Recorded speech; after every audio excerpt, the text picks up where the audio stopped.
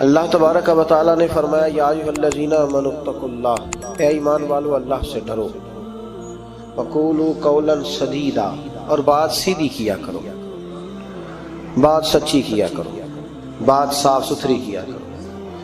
یا اللہ اس کا فائدہ تیری بارگاہ کرم سے کیا ملے گا؟ فرمایا یصلح لکم اعمالکم، میں تمہارے لیے تمہارے اعمال سنوار دوں گا، تمہاری اصلاح ہو جائے، تم سنور جاؤ، تمہارے لیے تمہارے اعمال سنوار دیے جائیں گے۔ یہ فائدہ دنیا کا ہے، سچ بولنے والے کو، صحیح بات کرنے والے کے اللہ اعمال سنوار دے گا، یہ اس کا دنیا کا فائدہ ہے۔ اور آخرت میں کیا ملے گا؟ فرمایا وَيَغْفِرْ لَكُمْ ذُنُوبَكُمْ، اللہ تمہارے گناہوں کو معاف فرما دے گا، اللہ تمہارے گناہوں کو معاف کر دے گا۔ وَمَن يُطِعِ اللَّهَ وَرَسُولَهُ فَقَدْ فَازَ فَوْزًا عَظِيمًا، اور جو اللہ اور اس کے رسول کی فرما برداری کرے تو تحقیق یہ بہت بڑی کامیابی۔ سچ بولنا، سیدھی بات کرنا، اپنے الفاظ اور اپنی گفتگو کو ہمیشہ صاف ستھرا رکھنا، یہ اللہ کی رضا بھی ہے اور میرے نبی پاک علیہ السلام کی تربیت بھی ہے۔ اسلام سچا دین ہے، قرآن سچی کتاب ہے، ہم سچے نبی کے ماننے والے ہیں صلی اللہ علیہ وسلم۔ ہمارے محبوب نے ہمیں سچ کا حکم دیا، فرمایا سچ بولو گے نا یصلح لکم اعمالکم، تو اللہ فرماتے ہیں میں تمہارے اعمال کو سنوار دوں۔ سچائیاں انسان کو مضبوط کرتی ہیں، جھوٹ انسان کو کمزور کر دیتا ہے، اعصابی طور پر بھی، اخلاقی طور پر بھی، سماجی طور پر۔ انسان کے رشتے بھی ٹوٹتے ہیں جھوٹ بولنے سے۔ سچائی انسان کی ذاتی ضرورت بھی ہے، معاشی ضرورت بھی ہے اور اجتماعی ضرورت بھی ہے۔ اسلام میں کچھ چیزوں کی گنجائش ہے، اس پہلو کو آپ نے توجہ سے سننا ہے۔ یہ حکم دیا گیا ہے کہ سچ بولو تو ذرا حکمت کے ساتھ بولو۔ دنیا میں سب سے سچا پیغام دین کی دعوت دینا ہے، اس کے لیے حکم دیا ادعو الی سبیل ربک بالحکمہ، دین کی دعوت دو تو دانائی کے ساتھ دو، حکمت کے ساتھ۔ یہ کہا گیا ہے کہ سچ بولو تو ذرا حکمت کے ساتھ بولو، دانائی کے ساتھ بولو۔ میری بات کی سمجھ آ رہی ہے آپ حضرات؟ اس پہلو کو پہلے پیش نظر رکھیں کہ سچ، لوگ کہتے ہیں جی میری جی طبیعت ہے جی سچی بات کرنے کی، کون سی بات سچی جس میں جھگڑا ذرا جلدی ہو جائے؟ تو یہ کوئی سچ نہیں ہے۔ سچ حکمت کے ساتھ آپ بیان کریں گے، سچ پہ آپ کھڑے ہوں گے، آپ سچائی کی جب بات کریں گے تو دانائی کے ساتھ کریں گے۔ دنیا کا سب سے بڑا سچ ہے لا الہ الا اللہ۔ تو میرے نبی پاک صلی اللہ علیہ وسلم نے اس سچ کو صرف کھڑے ہو کے تقریروں میں کہہ کے اور کافروں کو لتاڑ کے اور بلا بلا کہہ کے بیان نہیں فرمایا، بلکہ اس طرح کی حکمت اپنائی ہے کہ نبی پاک نے یہ سچ لوگوں کی روحوں تک اتار دیا ہے۔ تو سچ آپ بولیں گے پر کس طرح بولیں گے؟ حکمت کے ساتھ، دانائی کے ساتھ۔ لیکن جہاں ڈٹنے کی بات آئے گی کہ اب حکمت کا لوگ ناجائز فائدہ اٹھائیں گے، وہاں اللہ حکم دیتا ہے کہ ان الذین قالوا ربنا اللہ ثم استقاموا۔ ڈٹنے کی بات ہے تو پھر تو اللہ کا نام لے کے ڈٹ جائے۔ لیکن عام جب آپ سچ آگے بیان کریں گے تو اس کو بڑی حکمت کے ساتھ، دانائی کے ساتھ۔ کچھ جگہوں پہ خلاف واقعہ بات کرنے کی اجازت ہے۔ نبی پاک صلی اللہ علیہ وسلم نے فرمایا کہ ان کو جوڑنے کے لیے تو تو ایسی بات کر لے، تجھے اس کی اجازت ہے۔ جوڑنے کے لیے تجھے خلاف واقعہ بات کرنے کی، مطلب اس کی دلیل یہ ہے کہ دو بھائی آپس میں ناراض ہیں تو کسی کسی میں صلح کرانا لگا، تو بڑے کے پاس گیا تو بڑے نے کہا کہ چھوڑ، تجھے پتہ ہی نہیں چھوٹے نے ظلم کتنے کیے۔ جب آدمی غصے میں ہوتا ہے تو وہ کوتاہیاں بیان کرے۔ اب اس کو یہ کہا گیا کہ یہ نہ کہے کہ وہ تو کہہ رہا تھا کہ بڑا ظالم ہے چھوٹا بھائی، بلکہ وہ کہے یار ساری باتیں اپنی جگہ پہ رہی، پر وہ کہہ رہا تھا آخر میرا بھائی ہے، میرا بھائی کے بغیر گزارا تو نہیں نا۔ تو وہ خلاف واقعہ بات کرے، چھوٹے کے پاس آیا اور آ کے کہا کہ بڑے سے میں ہو کے آیا، تو اس نے کہا تمہیں پتہ ہی نہیں، بڑا تو بڑی دیر سے کھا رہا ہے، کھا ہی سارا بڑا گیا۔ تو اب یہ بات چھوٹے کو آ کے بتانے کی ضرورت ہے، تو ایسی بات کر جو بظاہر خلاف واقعہ ہو لیکن لوگوں کو جوڑ دے۔ جوڑنے کے لیے خلاف واقعہ بات کرنے کی اجازت ہے، اب لوگ توڑنے کے لیے خلاف واقعہ بات کرتے۔ چاہیے تھا کہ جوڑ دے، کہتے تیرا بھائی ہے، میں تو بات نہیں کرنا چاہتا پر ہے پورا ظالم، کیا کرے بھائی، تیرا بھائی ہے، اب رشتے بدلتے نہیں۔ تو میں نے کہا جناب نے بڑا اچھا کردار ادا کیا، آ گئی ہے سمجھ آپ کیا کہنا چاہ رہے ہیں۔ تو لوگ توڑنے کے لیے کردار ادا کرتے ہیں، ایک تو یہاں اجازت دی، دوسرا میرے نبی کریم صلی اللہ علیہ وسلم نے فرمایا جنگ کے موقع پر اگر تمہیں خلاف واقعہ بات کرنی پڑے تو اس کی تمہیں جنگی حکمت عملی کے لیے اجازت ہے۔ تیسرا فرمایا کہ اپنی بیوی کو مطمئن کرنے کے لیے اگر کسی شخص کو خلاف واقعہ بات کرنی پڑے تو اس کی اسے کس بات کی اجازت ہے؟ چلے مسکرائیں نا، آپ ویسے ہی بتا دیں، وہ ذرا سنجیدہ اس مسئلے، اس میں ہنسنے کی کیا ضرورت ہے؟ یہ کوئی ہنسنے والی بات تھوڑی ہے، اس پہ آپ ویسے ہی بتا دیں۔ لیکن بیوی سے خلاف واقعہ بات کریں آپ، کبھی اس کو منانے کے لیے کوئی ایسی بات کر دیں، لیکن اگر جھوٹ کا پلندہ اس کے سامنے بھی کھول دیں گے نا، اس کا بھی اعتماد ضائع ہو جائے گا، اور میاں بیوی کا رشتہ ہی اعتماد پہ قائم ہوگا۔ جب وہ سمجھ جائے گی نا کہ میرے ساتھ بولتا ہی جھوٹ ہے، سچ بولتا ہی نہیں، تو پھر یہاں بھی معاملہ صحیح نہیں رہے گا۔ تو یہ دو تین مواقع، ایک چوتھی بات ہے اس پر بھی تھوڑی توجہ کر لیں تاکہ مضمون کو آگے سمجھنے میں آسانی ہو جائے۔ ایک ہے ذو معنی لفظ استعمال کرنا حکمت کے تحت۔ حکمت کے تحت ایک آدمی کے سامنے کھانا آیا ہے تو وہ کھانا اس کے لیے مضر صحت ہے، بعض لوگ بعض چیزیں کھا کے ان کی طبیعت بگڑ جاتی ہے۔ اب سامنے والا کہتا ہے جناب کھانا، تو وہ کہا الحمدللہ جی الحمدللہ، بے شک بھوک لگی ہوئی ہے، لیکن اب وہ کھانا اگر کھائے گا اس کے لیے تکلیف ہے، تو اس کو یہ اجازت ہے کہ وہ سامنے والے کا دل بھی بچا لے اور اپنی صحت بھی۔ لیکن وہاں بھی ہم لوگ نخرہ دکھاتے ہیں، ہم لوگ نخرہ دکھاتے ہیں، کہتے ہیں جی یہ بلائلر میں نہیں کھاتا، یہ جو بڑا گوشت ہے یہ میں نہیں کھاتا۔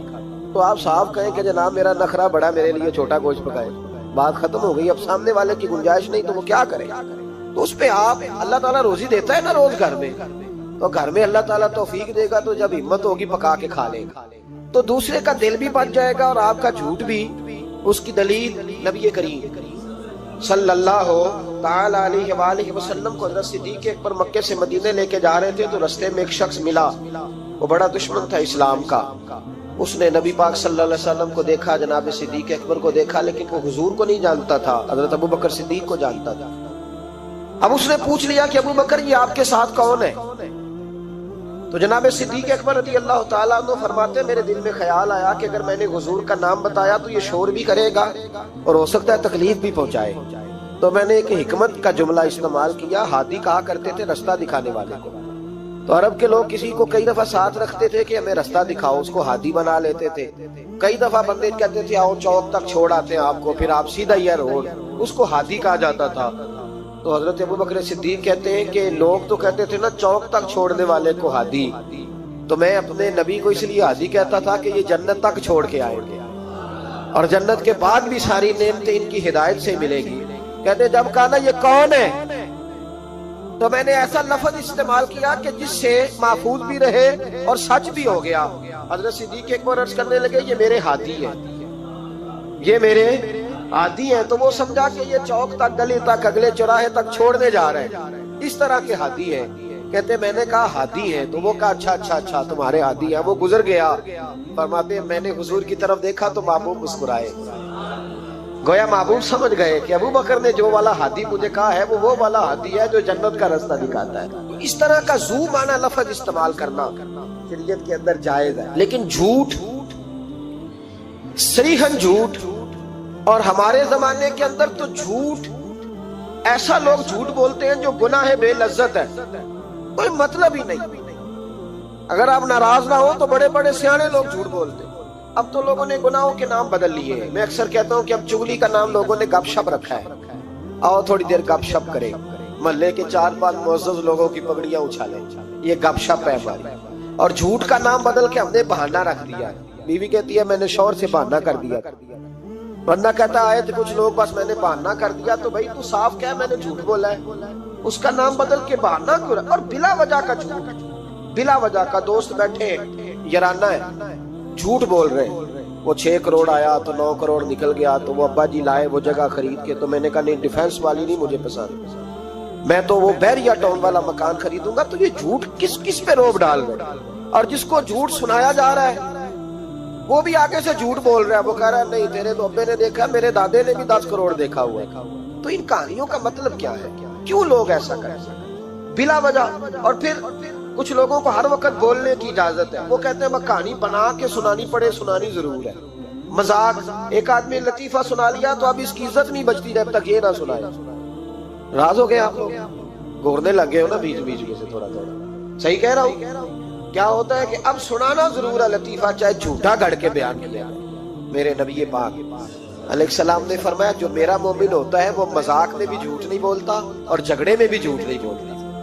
یعنی جب بندہ مذاق کر رہا ہوتا ہے تو جو مرضی کہہ جاتا ہے. فرمایا جو میرا کلمہ پڑھنے والا ہے وہ مذاق میں بھی جھوٹ نہیں بولتا، اور جب جھگڑا کرتا ہے تو آدمی کو غصہ ہوتا ہے، وہ بڑا کچھ کہہ دیتا ہے. فرمایا میرا مومن غصے میں بھی جھوٹ نہیں بولتا بلا وجہ.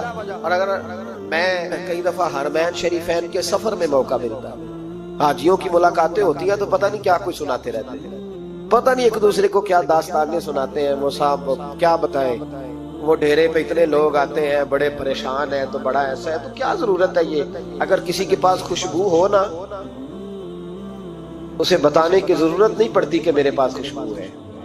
خوشبو آ جاتی ہے، خوشبو بولیے، خوشبو بہرحال آ جاتی، خوشبو آئی جاتی، نکل جاتی ہے خوشبو، وہ بہرحال بات کر دیتی ہے. ہم کئی دفعہ اجتماعات میں جاتے ہیں تو نقیب محفل نے لفظ رٹے ہوتے ہیں اور سب کے لیے بول دیتا ہے فلاں صاحب فلاں. میں روک دیتا ہوں، میں کہتا ہوں صاحب اگر ہمارے اندر کچھ ہوا تو باہر نکل آئے گا. تو آپ کے بتانے سے، بڑھانے سے، اونچا بٹھانے سے کیا فرق پڑے.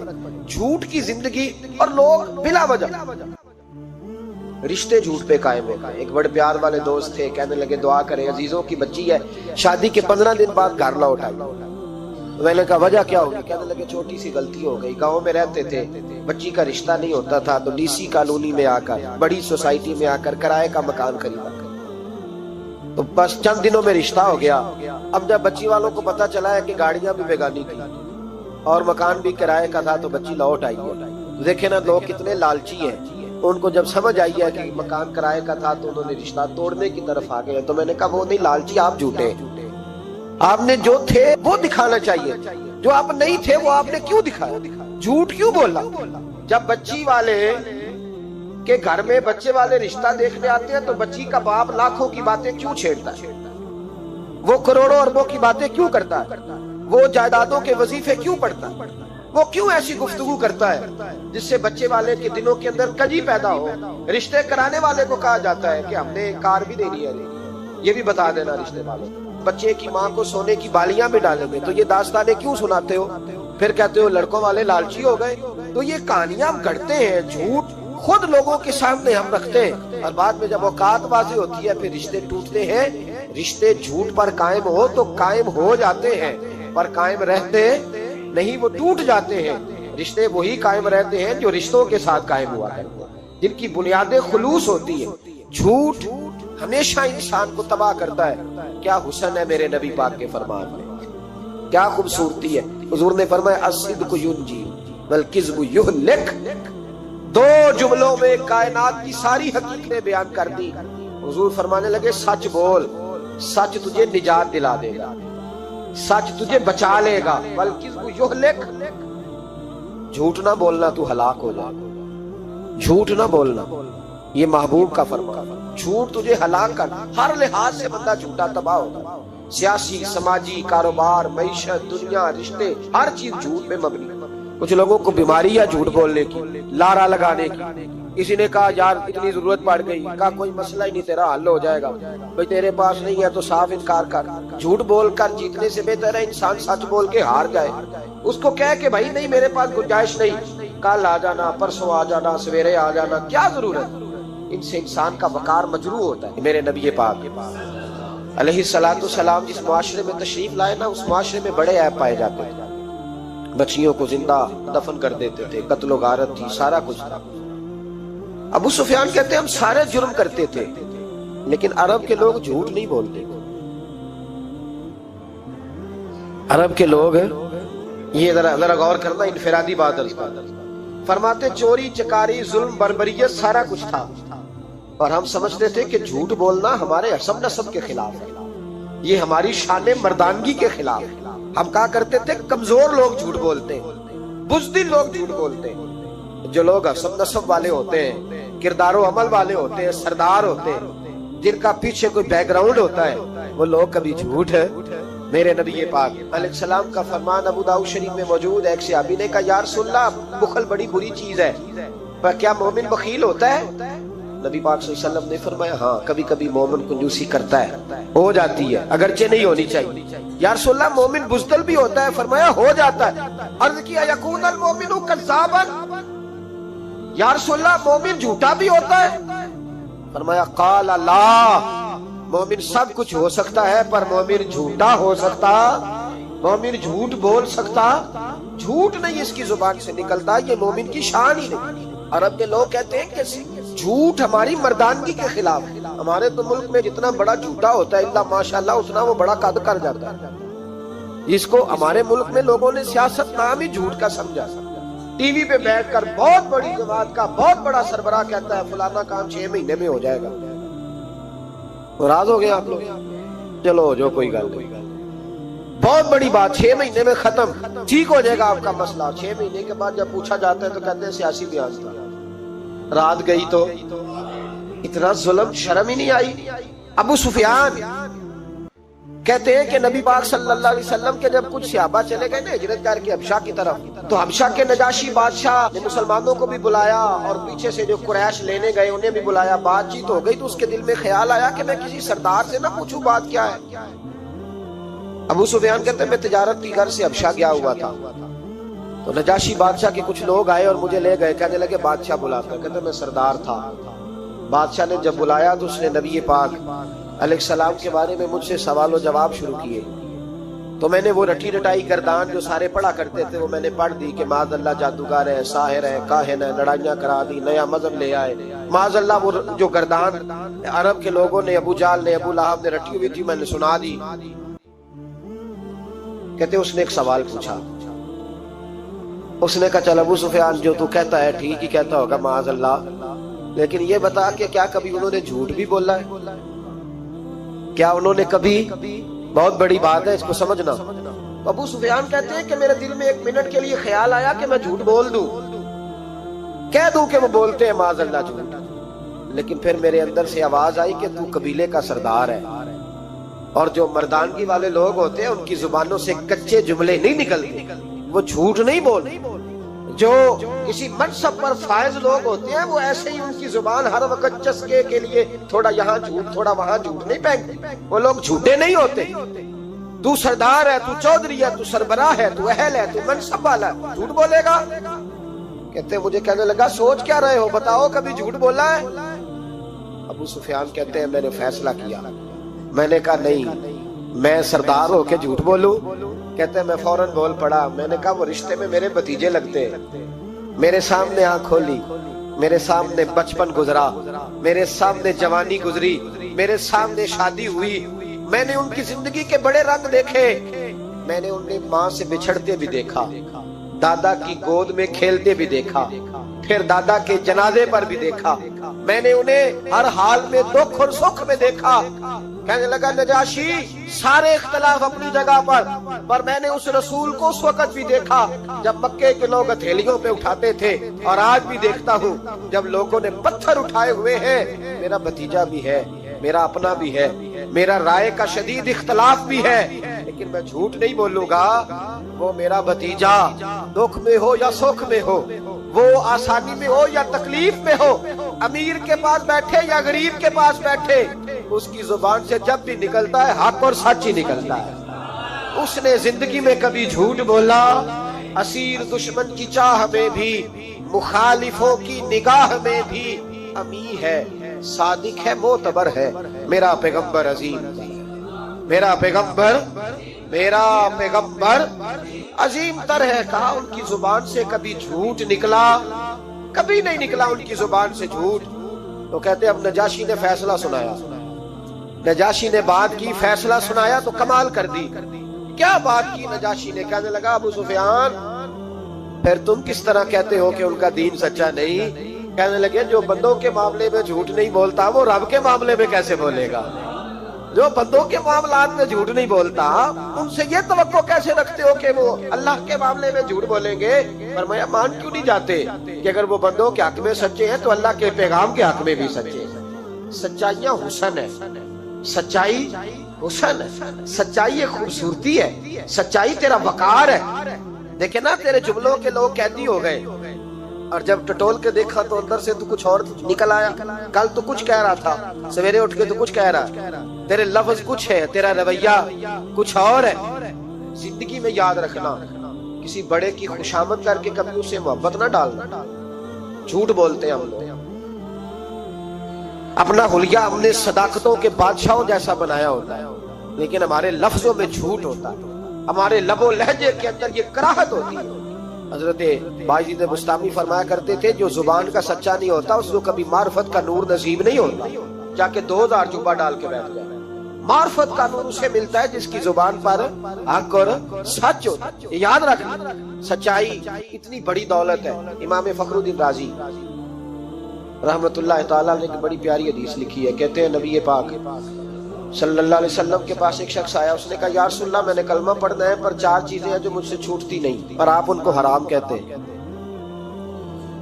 تو حضور آپ حکم کریں کیا کروں؟ فرمایا چل تو بول وہ کیا ہے. کہنے لگا جی میں شراب کا بھی عادی ہوں. معاذ اللہ. بولیے استغفر اللہ, سارے بولیے میں شراب کا عادی ہوں, مجھ سے چھوٹتی نہیں. اور پھر کہنے لگے میں چوری کا بھی عادی ہوں, جاتی نہیں. اور تیسری بات یہ کہ میں معاذ اللہ ثم معاذ اللہ زنا کا بھی عادی ہوں. اور چوتھی میرے اندر بیماری ہے کہ میں جھوٹ بہت بولتا ہوں. یہ عادتیں چھوٹتی نہیں. میں ان کے ہوتے ہوئے کلمہ کیسے پڑھوں؟ آپ کے دین میں یہ شدید بری چیزیں اور مجھ سے چھوٹتی نہیں, تو کیا حکم ہے؟ میرے محبوب علیہ السلام کو اللہ نے بڑی حکمت عطا فرمائی, بڑا نوازا ہے نبی پاک. حضور نے بڑے خوبصورت جملے کہے. فرمایا کو سودا کر لے میرے ساتھ. عرض کی حضور حکم ہو. فرمایا 4 میں سے ایک چھوڑ دے, کلمہ پڑھ لے, سودا کر لے. کہا حضور حکم کرے کون سی؟ صحابہ کہتے ہیں اب ہم گھوم رہے تھے کہ یہ کیا بات ہے, 4 چیزیں حرام قطعی ہیں. حضور کہتے ہیں ایک چھوڑ دے. میں ایک وعدہ کر. کہا یا رسول اللہ حکم کرے. تو صحابہ کہتے ہیں اب جب حضور نے کہا نا ایک چھوڑ دے تو ہم پھر تجزیہ کر رہے تھے کہ شراب بڑی گندی ہے, زنا بڑا گند ہے, چوری کسی کے حق میں ڈاکہ ہے, ظلم ہے. لیکن میرے نبی پاک علیہ الصلوۃ والسلام نے کیا خوبصورت فرمایا. فرمایا چل تو جھوٹ چھوڑ دے. کیا چھوڑ دے؟ اللہ اکبر. فرمایا جھوٹ چھوڑ دے. عرض کی باقی؟ فرمایا باقی اللہ فضل کرنے والا ہے, تو جھوٹ چھوڑ دے. اب لوگ کہتے ہیں کہ ہم حیران تھے کہ اتنی گندی چیزیں, شراب بھی, زنا بھی, چوری بھی, اور حضور نے صرف جھوٹ چھڑوایا ہے. وہ سردار کہتا ہے میں گھر گیا, شراب کی بوتل پہ ہاتھ ڈالنے لگا. دل میں خیال آیا شراب پی کے صحابہ کے مجمع میں جاؤں گا, تو اگر کسی صحابی نے پوچھا کہ تو نے شراب پی ہے, جھوٹ بولوں گا تو نبی پاک کے وعدے کا کیا بنے گا, اور سچ بولوں گا تو اس محفل نور میں بیٹھوں گا کیسے شراب پی کے. کہتے 2-3 دفعہ ہاتھ بڑھایا پر مزہ نہیں آیا. میں نے پٹخی دیوار کے ساتھ بوتل, میں نے کہا یہ تو گئی, یہ نہیں پیوں گا آج کے بعد.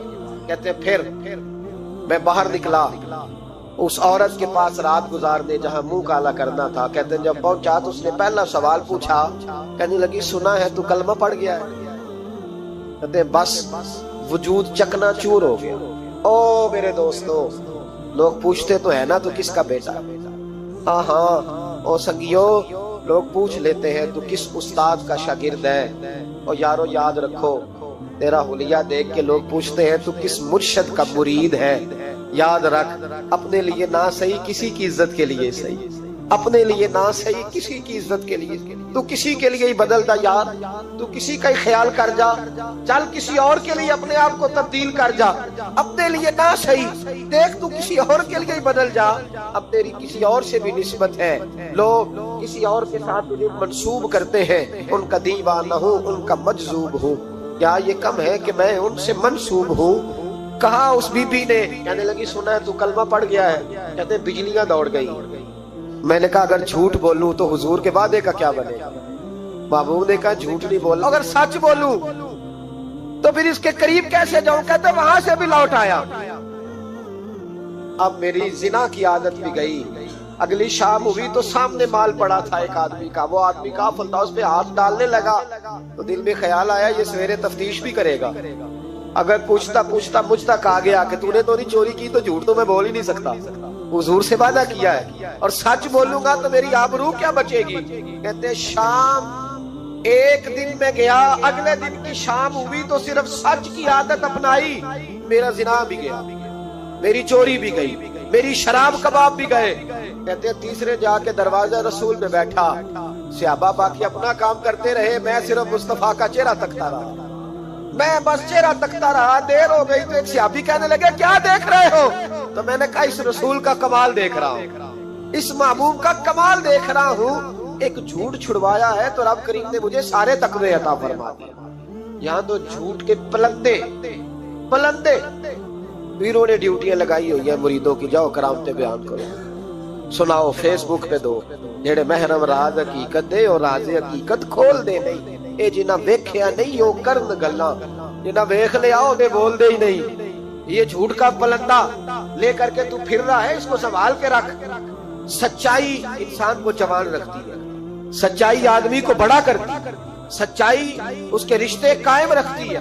میرے نبی کریم علیہ السلام نے سچ کا درس کیا، سچی بات کا حکم کہا، فرمایا سچ بولو۔ حضرت مالک بن دینار رحمت اللہ علیہ ارشاد فرمایا کرتے تھے کہ سچائی اتنی بڑی چیز ہے کہ سچائی کو تو آگ نہیں جلاتی، فرمایا کرتے تھے سچائی کو تو مٹی نہیں کھاتی، فرمایا کرتے تھے سچائی کو تو دریا نہیں ڈبوتا۔ لوگوں نے پوچھا دلیل، فرمانے لگے میرا ایک دہریے سے مناظرہ ہو گیا، لوگ بہت سارے اکٹھے ہو گئے، جب بات ذرا آگے بڑھی تو دہریہ مانتا نہیں تھا، میں دلائل دیتا، وہ بھی مجھے دیتا۔ سادے لوگ بول پڑے، کہنے لگے حضرت جی ہم تھک گئے ہیں سن کے، ریزلٹ بھی نکالے۔ تو فرماتے میں نے دہریے سے کہا چل ریزلٹ نکال لیتے ہیں۔ آگ جلاتے ہیں، دونوں ہاتھ ڈالتے ہیں، جو سچا ہوگا بچ جائے گا، جو سچا ہوگا۔ فرماتے تھے سچائی کو آگ بھی نہیں جلاتی، جو سچا ہوگا بچ جائے گا اور جو جھوٹا ہوگا جل جائے گا۔ فرماتے ہیں آگ جلا لی، اب میں نے اسے کہا چل ہاتھ ڈال، تو وہ جھوٹا تھا، جھوٹ کے پیر کوئی نہیں ہوتے، وہ ہاتھ ہی نہیں آگے کرتا، ہاتھ ہی نہیں بڑھاتا۔ کہتے میں نے زبردستی پکڑ کے اس کا ہاتھ آگ میں کیا، کئی دیر تک آگ میں رکھا، نہ اس کا جلا نہ میرا جلا۔ کہتے باہر نکلا، لوگوں نے شور کر دیا یہ کیا ہے؟ میں نے عرض کی مولا نہ اس کا جلا نہ میرا۔ فرماتے عاطف غیب سے ندا آئی، مالک بن دینار سچے کے ہاتھ میں بھی جس کا ہاتھ ہو ہم اس کا بھی نہیں جلایا کرتے، سچے کے ہاتھ میں بھی جس کا ہاتھ ہو ہم اس کا بھی۔ تیرا ہاتھ اس نے پکڑا اور جلا دوں، کہا علیحدہ کر۔ کہتے میں نے کہا چل بھئی اب علیحدہ علیحدہ ڈال دے، وہ ڈرنے لگا، میں نے کہا یہ تو ڈالنا ہی پڑے گا۔ کہتے ہاتھ ڈالا، اس کا جل گیا، میرا بچ گیا۔ لوگ کہنے لگے یہ کیا ہوا؟ تو میں نے کہا کچھ بھی نہیں ہوا، میرا کمال نہیں، میرا رب بھی سچا ہے، میرے رب کے وعدے بھی سچے ہیں، قرآن بھی سچا ہے، قرآن کے اعلان بھی سچے ہیں، محبوب بھی سچے ہیں اور محبوب کے فرمان بھی سچے۔ سچائیاں تو آگ میں ڈالے تو نہیں جلتی، ہم لوگ کیسے علیحدہ علیحدہ ہو جاتے۔ اور پھر میں نے عرض کی کہ کوئی فائدہ نہیں ہوتا لوگوں کا، بلا وجہ جھوٹ بولتے، جھوٹی خوابیں بیان کرتے، جھوٹے نظریات اور جھوٹی کہانیاں لوگ گھڑ کے بیان کرتے، آتے ہیں تو قصیدہ خوانی کرتے، بادشاہوں کے، پیروں کے، علماء کے قصیدے پڑھتے ہیں، آ کے ان کو کہتے ہیں کیا بات ہے، کیا بات نہ بھائی، وہ تعریف ہوتی نہیں جو منہ پہ کی جائے گی، تعریف تو وہ ہوتی ہے جو تو کسی تیسری جگہ جا کے بیٹھ کے کرتا ہے۔ یہ میری بات یاد رکھنا، جو منہ پہ کی جاتی ہے وہ خوشامد ہوتی ہے۔ حضرت سیدنا عمر فاروق رضی اللہ تعالیٰ عنہ فرمایا کرتے تھے جو میری تعریف کرتا ہے میرا دل کرتا ہے کہ اس کے منہ میں مٹی ڈالوں۔ ہمارے ایک بزرگ تھے مولانا غلام علی اوکاڑوی صاحب رحمۃ اللہ علیہ، رات میں اوکاڑے میں تھا تو ان کی خوشبوئیں بڑی آ رہی تھی وہاں سے، تو ان کی جب کوئی تعریف کرتا تھا تو وہ اس دور میں ہم یہ نہیں نہ کہہ سکتے کسی کو کہ تیرے منہ میں مٹی ڈالوں، تو جب کوئی تعریف کرتا تھا تو وہ اپنے رنگ میں بولتے تھے، فرمایا کرتے دل کرتا ہے تیرے منہ میں خاک شفا ڈالوں، تیرے منہ میں مدینے کی خاک شفا ڈالوں۔ تو بندہ کہتا ہے کیا مطلب؟ کہنے لگا حضرت عمر مٹی کہا کرتے تھے نا، تو میں کہہ نہیں سکتا کہیں تو ناراض نہ ہو جائے، تو منہ پہ تو خوشامدے 2 منٹ آئے۔ اور پیر بھی چونکہ علماء بھی اللہ ماشاءاللہ میری طرح جو کہلواتے، وہ علماء مشائخ بڑے لوگ وہ تعریف کے اللہ تعالیٰ خیر کرے بڑے مزے ہوتے ہیں، تو تھوڑی دیر تعریف کرتا ہے، آنے والا کہتا ہے حضرت جی بلے بلے ساری رات اسی رہے ہو خواب ہو۔ یہ 2-3 تعریفیں سنو، اب میں گیا آپ جانے اور آپ کا کام جانے۔ تو بھائی تعریف خالی کرتے رہنے کا کیا مطلب ہے؟ پیارا تو وہ ہوتا ہے جو مشن کا وارث ہوتا ہے، جو دست و بازو بنتا ہے، جو آگے بڑھتا ہے، جو دکھوں سکھوں میں دھوپ چھاؤں میں ساتھ ہوتا ہے۔ آ کے تعریف کرنا، کلادہ ملانا، نکل جانا، کئی دفعہ ساتھ رہنے والے تعریفیں نہیں کر پاتے، کوئی ضرورت بھی نہیں ہوتی، انہیں ضرورت بھی نہیں، اس لیے کہ وہ تعریف نہیں کر رہے، وہ عمل کر رہے ہیں، وہ نوکری کر رہے ہیں، وہ ڈیوٹی کر رہے ہیں۔ تو ہم تعریفوں کے پل باندھتے ہیں، ابا جی کی بھی کچھ لوگ میری تعریفیں کرتے ہیں، خدمت کوئی نہیں کرتے، صرف تعریف پہ گزارا کرتے ہیں، تعریف نہ کر، یہ جھوٹ کا پلندہ نہ باندھ۔ ایک بزرگ کی تحریر پڑھ رہا تھا، رات کو بڑا مزہ آیا، فرمانے لگے نبی پاک کے زمانے کے تو جانور بھی سچ بولتے تھے. کیا کہہ دیا میں؟ حضور کے زمانے کے کون؟ حضور کے زمانے کے تو جانور بھی سچ بولتے تھے. اور پھر انہوں نے دلیل کے طور پر کہا، کہنے لگے نبی کریم علیہ السلام گزر رہے تھے، سرور کائنات گزر رہے تھے صلی اللہ علیہ وسلم، ایک پہاڑی علاقے سے ایک آواز آئی، کسی پکارنے والے نے کہا یا رسول اللہ، ویا ان لفظوں میں کہا یا رسول اللہ انظر حالنا. حضور نے پلٹ کے دیکھا تو ہرنی بندھی ہوئی تھی، ہرنی. نبی پاک علیہ السلام گئے اس کے پاس. ایک روایت ہے کہ صحابی نے اس کو باندھا تھا، ایک روایت ہے کہ یہودی نے باندھا. حضور گئے، آ کے کہا کیا بات ہے؟ تو اس کرنے لگی یا رسول اللہ یہ بندہ مجھے قیدی بنا کے لایا اور آپ میرے تھنوں کو دیکھیں دودھ سے بھر گئے، بچے میرے تڑپ رہے، اگر تھوڑی دیر کے لیے یہ مجھے چھوڑ دے تو میں وعدہ کرتی ہوں دودھ پلا کے فوراً واپس آ جاؤں. نبی پاک صلی اللہ علیہ وسلم نے یہودی سے کہا چھوڑ دو. اس نے کہا اگر نہ آئی تو؟ نبی پاک نے فرمایا یہ سچے سے وعدہ کر رہی ہے تو سچا کر کے دکھائے. حضور کے زمانے کے جانور یہ سچا وعدہ کر کے دکھائے. نبی پاک صلی اللہ علیہ وسلم نے اسے چھوڑ دیا. تو جانور کو جب آپ بندھے ہوئے کو چھوڑتے ہیں تو بڑی تیز دوڑتا، تو اتنی تیز دوڑی کہ جنگلوں کے اندر اور پہاڑوں میں گم ہو گئی، نظر ہی نہیں آ رہی کدھر گئی. جب وہ گم ہو گئی تو وہ یہودی کہنے لگا وہ تو غائب ہو گئی، اس طرح گئی ہے کہ لگتا ہی نہیں تھا پلٹ کے آئے گی، یہ نہیں آئے گی. محبوب نے فرمایا نہیں یہ ضرور آئے گی، یہ سچ کہہ کے گئی ہے، یہ لوٹے گی. وہ یہودی کہتا جب میں نے کہا نا نہیں آئے گی تو واہ میرے محبوب تیری شان پہ بھی قربان جائے، کیا انداز ہے. حضور چارپائی پہ اس کے پاس بیٹھ گئے، فرمایا چل میں بیٹھتا ہوں بطور گارنٹڈ کے، میں بیٹھتا ہوں، آئے گی تو میں جاؤں گا، یہی بیٹھا ہوں. وہ کہتے حضور بیٹھے رہے، شام ڈھلنے لگی، میں نے کہا کوئی نہیں آئی. فرمایا فکر نہ کر آئے گی. کہتے تھوڑی ہی دیر گزری تو وہ لہراتی ہوئی آئی، وہ دوڑتی ہوئی آئی. پہلے آ کے اس نے حضور کے قدم چومے، سجدہ کیا، اور پھر وہ شکریہ ادا کر کے واپس گئی جہاں رسی بندھی ہوئی تھی اس کے پاس جا کے بیٹھ گئی. کہنے لگی مجھے باندھ لو، میں وعدہ کیا تھا. تو نبی کریم علیہ السلام نے فرمایا جا اسے جا کے باندھ. اس نے باندھ لیا تو حضور فرمانے لگے چل میرے ہاتھ بیچ دے. نرخ بازار محبت کا انوکھا ہو گیا، خود خریداروں میں شامل آ کے مولا ہو گیا. کہا بیچ دو میرے ہاتھ، میں خرید لیتا ہوں. اس نے عرض کی حضور نہیں میں نے نہیں بیچنا. کہا کیوں؟ عرض کرنے لگے یا رسول اللہ اسے نہیں بیچنا، میں نے اپنا بیچنا ہے، مجھے کلمہ پڑھا دے، میں نے مسلمان ہونا ہے، اور جب میں غلام ہوں تو میری ہر شے آپ کی ہے. میرے رسول پاک علیہ السلام نے اسے آزاد کر دیا. امام زرقانی فرمایا کرتے تھے تو سچ بولے گا تو آزاد ہو جائے گا، جھوٹ بولے گا تو قیدی رہے گا. حضور نے اسے سچ کی برکت سے آزاد کر. الصدق ینجی، سچ تجھے نجات دلاتا ہے، سچ تجھے بچا لیتا ہے. سچائیاں انسان کو زندہ رکھتی ہیں. آپ دیکھ لیں اس ملک کے اندر کتنے سیاستدان آئے پھر وہ گزر گئے، اللہ جانے کہاں گئے، بیوروکریٹس آئے گزر گئے. جو لوگ سچ بولتے ہیں وہ قائم رہتے ہیں، جن کے افکار میں سچائیاں تھیں، جن کے کردار میں گفتگو میں سچائیاں تھیں وہ موجود ہیں. زمانہ سارا گزر جائے گا لیکن حضرت خواجہ معین الدین اجمیری کا مزار چمکتا ہی رہے گا.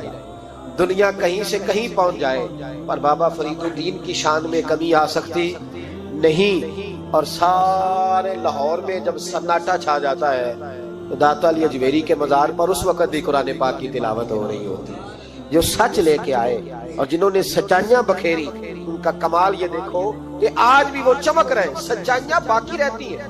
ہمیں تو قرآن پاک نے حکم دیا یا ایھا الذین آمنوا اتقوا اللہ وکونوا مع الصادقین، اللہ سے ڈرو اور سچوں کے ساتھ رہا کرو، جھوٹوں سے یرانے نہ لگاؤ، جھوٹے لوگوں کے ساتھ تعلقات نہ بناؤ، سچوں لوگوں کے ساتھ رہو، سچائیوں کا ساتھ دو، سچ ہمیشہ اپنے دامن میں رکھو. میرے نبی پاک صلی اللہ علیہ وسلم کے ایک صحابی تھے تو کاغذ قلم لے کے بیٹھتے. اب تو ہمیں علم کی قدر نہیں ہے نا، بڑی بڑی حسین باتیں ہوتی ہیں پر وہ 2-4 گھنٹے سننے کے بعد بھول جاتی ہیں، چونکہ محفوظ کرنے کا معیار ہی نہیں، طبیعت ہی نہیں.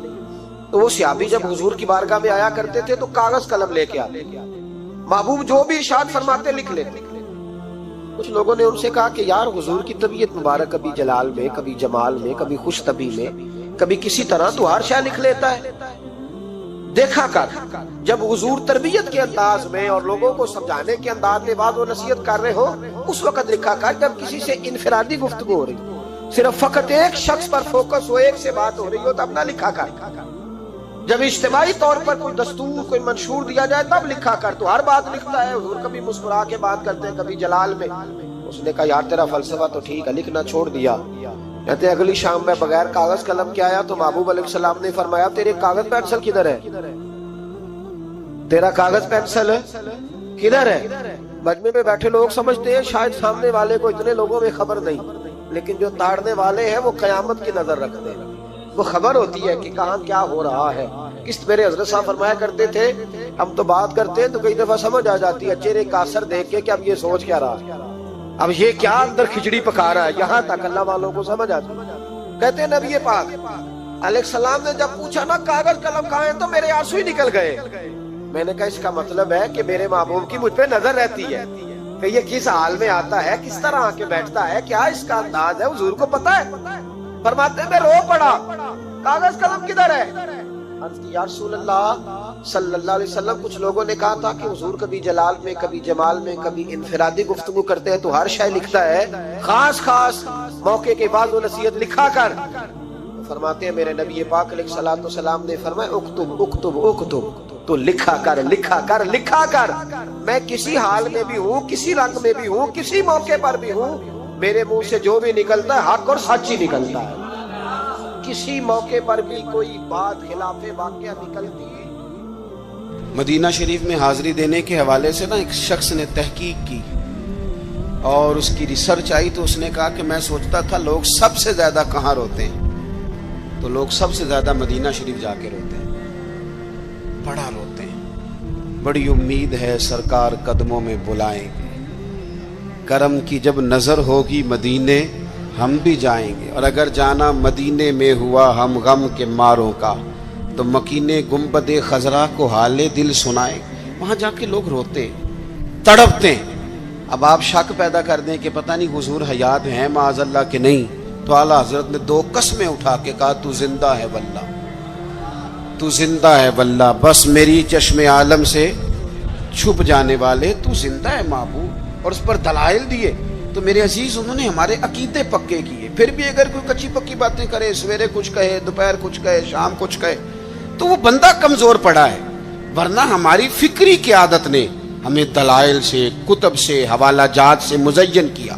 تیسری بات، اعلیٰ حضرت بریلوی کہتے ہیں علم کا شوق پیدا کرو۔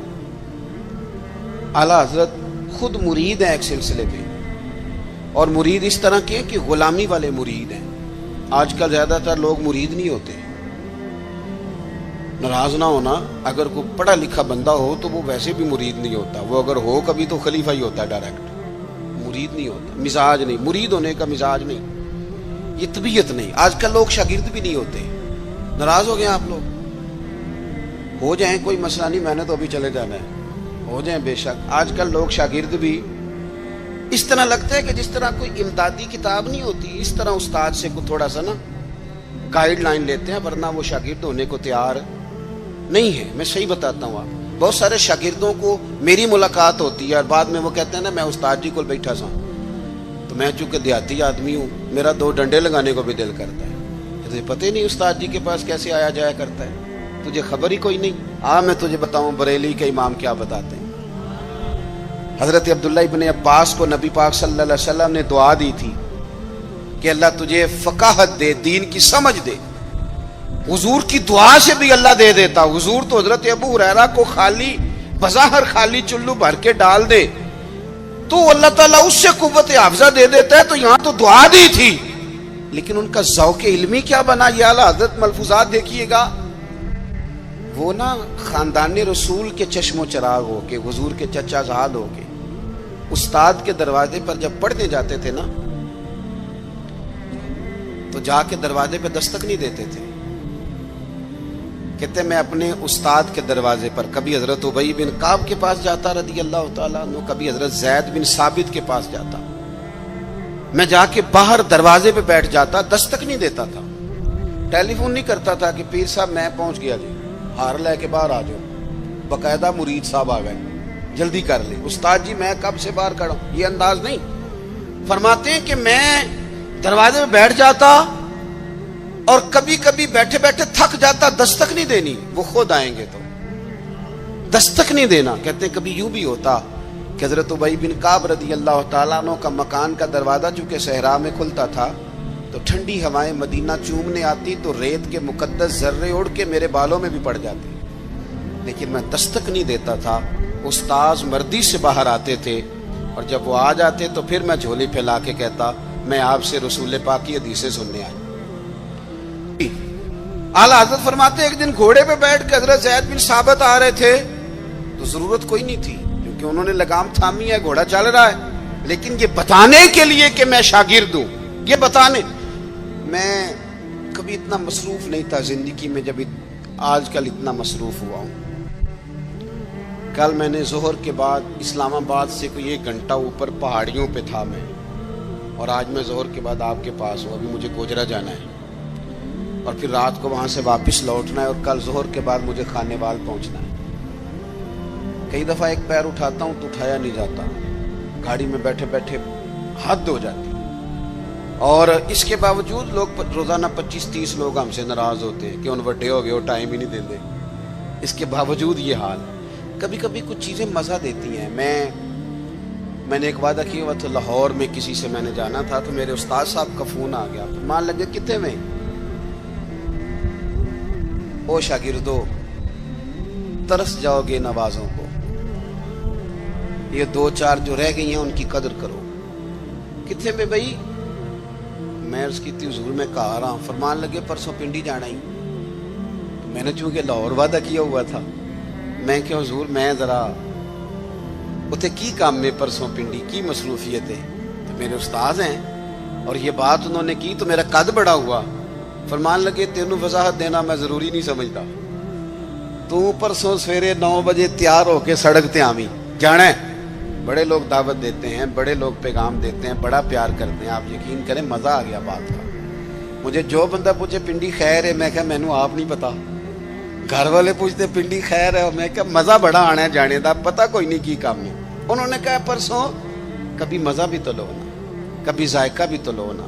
ہمارے ایک بزرگ ہیں، ان کی عمر 65-70 سال ہے، ان کی والدہ انتقال کر گئی، میرے پاس جمعہ پڑھتے ہیں، تو میں ان کے گھر تعزیت کے لیے گیا تو ان کے بچے کہنے لگے کہ ہماری دادی کی عمر 100 سال سے زیادہ تھی پر ابا چوپی نہیں کرتے، ہر وقت روتے ہیں، ان کو کہیں کہ حوصلہ کریں۔ تو میں نے ان سے کہا کہ بھئی آپ بچے کیا تو ٹھیک ہی رہے ہیں کہ آپ خود 65-70 سال کے ہیں اور آپ کے بچے بڑے ہیں اور شادی شدہ ہیں، تو آپ، انہوں نے بڑی شاندار بات کی، کہنے لگے پیر صاحب اماں جدوں دی گئی ہے میں وڈیرا ہو گیا، میرے بال چٹے نے، میرے 2 پوتے نے، 3 نواسے نے، لیکن جدوں میں گھر آਉਂدا سا تے اماں کہندی سی منڈیا آ گیا ہے، روٹی لیاؤ نا منڈے لئی۔ فرماتے ہیں یوں لگتا تھا نہیں بال سفید ہوئے ہیں پر میں ہوں ابھی جوان۔ جب تک آپ کا کو بڑا رہتا ہے آپ طاقتور رہتے ہیں، خود بخود اپنے آپ کو بڑا کرنے کی کوشش نہ کریں، کسی کو بڑا مانیں، طاقتور رہیں گے، جان رہے گی، آپ کی پشت پہ کوئی کھڑا رہے گا۔ اور اگر نکل جاؤ گے چھتڑی سے تو طلباء کرام یاد رکھنا کمزور پڑ جاؤ گے۔ اگر پشت پہ کوئی ہوتا ہے تو بندہ طاقتور ہوتا ہے۔ ضرورت نہیں تھی حضرت زید بن ثابت رضی اللہ تعالیٰ عنہ کے گھوڑے کی لگام تھامنے کی، پر اعلیٰ حضرت فرماتے ہیں کہ آگے دوڑ کے، حضرت عبداللہ ابن عباس نے دیکھا نا میرے استاد آگے، دوڑ کے جا کے گھوڑے کی لگام پکڑی، تو حضرت زید بن ثابت کہنے لگے ہو میرے نبی کریم علیہ السلام کے چچا کے بیٹے یہ آپ کیا کر رہے ہیں؟ تو کہنے لگے ہمیں بتایا گیا ہے، لفظ دیکھنا ملفوظات شریف میں اعلیٰ حضرت نے لکھے، ہمیں بتایا گیا ہے کہ علماء کا احترام کرنا۔ جب انہوں نے یہ کہا تو حضرت زید بن ثابت گھوڑے سے نیچے اتر آئے، اور نیچے اتر کے حضرت عبداللہ ابن عباس ان کے شاگرد تھے، ان کے ہاتھ چوم لیے۔ انہوں نے کہا جناب آپ یہ کیا کر رہے ہیں؟ فرمانے لگے ہمیں بھی بتایا گیا ہے کہ خاندان رسول کا احترام کرنا ہے، ہمیں بھی یہ سبق دیا گیا۔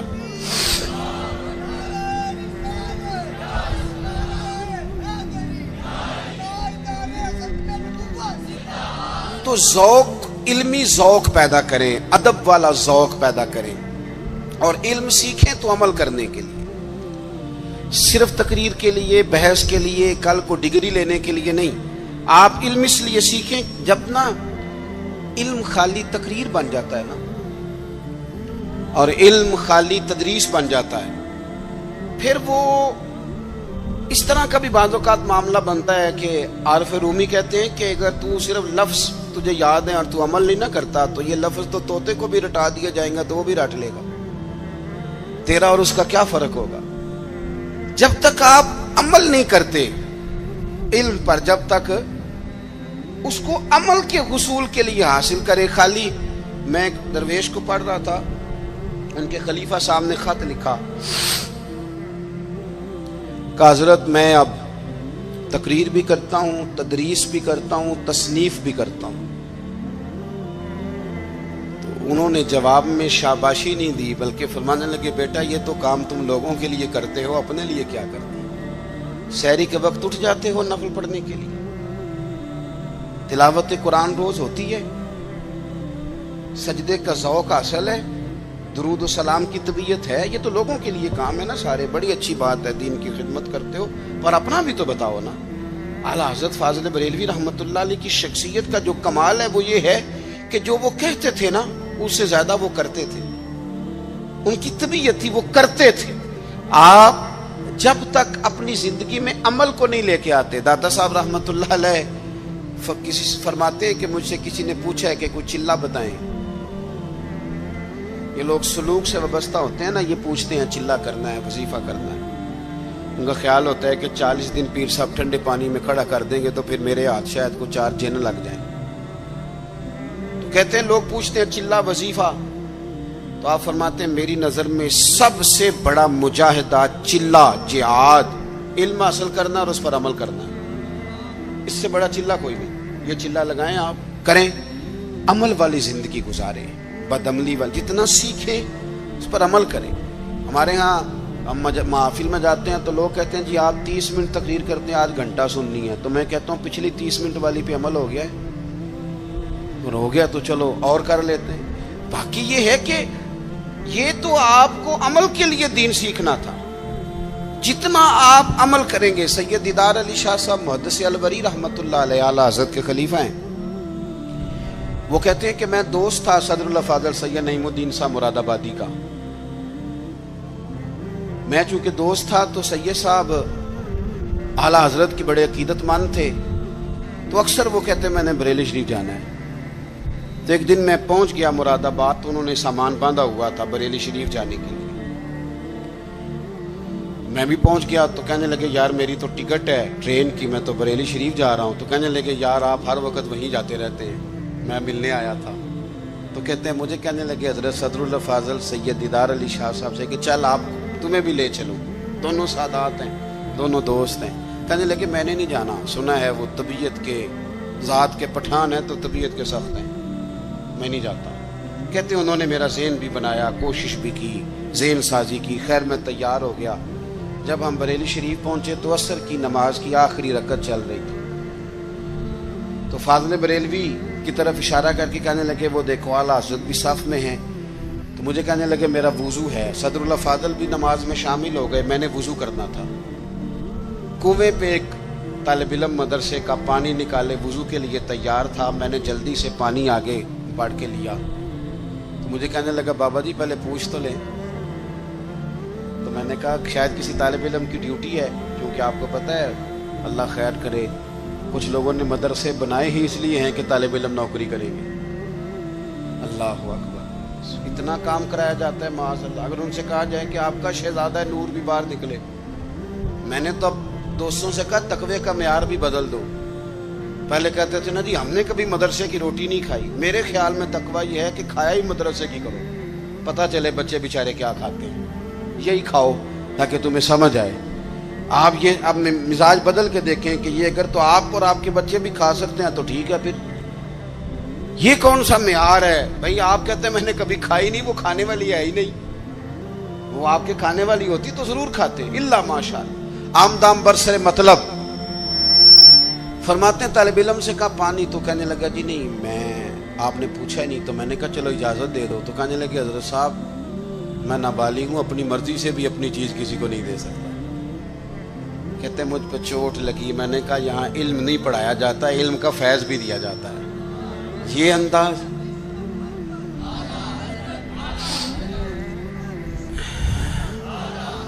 سنیں گے جی آپ کہتے ہیں میں وضو کیا جب تک نماز مکمل ہو گئی، چونکہ حضرت صدر الافاضل تو ابھی نماز میں تھے، 3 رکعتیں پڑھنی تھی، تو اعلیٰ حضرت بریلوی مسجد کی سیڑھیاں اتر رہے تھے تو میں چڑھ رہا تھا۔ اعلیٰ حضرت کو اللہ نے کوئی کمال دیا تھا کہ وہ چہرہ دیکھ کے بتا دیتے تھے کہ بندہ سید ہے، چہرہ دیکھ اللہ نے انہیں یہ انشراح صدر عطا فرمایا۔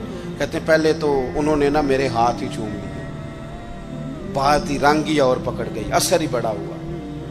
میں نے پوچھا طبیعت کیسی ہے؟ تو کہنے لگے مولانا طبیعت کا کیا بتاؤں، ذات کا پٹھان ہوں، طبیعت ذرا سختی ہے، چونکہ پٹھان ہوں تو طبیعت ذرا میری سختی ہے۔ کہتے ہیں میں سمجھ گیا۔ بس پھر حضرت صدر اللہ فاضل اگلی صبح کہنے لگے چلیں، میں نے کہا آپ نے جانا ہے تو جائیں، میں جب تک دور تھا بات اور تھی، اب تو حضور میں ہوں، اب تو بات اور ہے۔ تو میرے بھائی علم کا فیضان ہو، اس پر عمل ہو۔ آخری بات جو آپ کی خدمت میں عرض کرنی ہے بڑے درد کے ساتھ، وہ یہ ہے کہ ہمارے جتنے بزرگ تھے نا، صوفیاء تھے، اللہ والے تھے، ان کے دلوں میں نا دوسروں کے لیے بڑا درد رہتا تھا۔ ہماری طبیعتوں میں نا خود غرضی پورے عروج پہ آئی ہے۔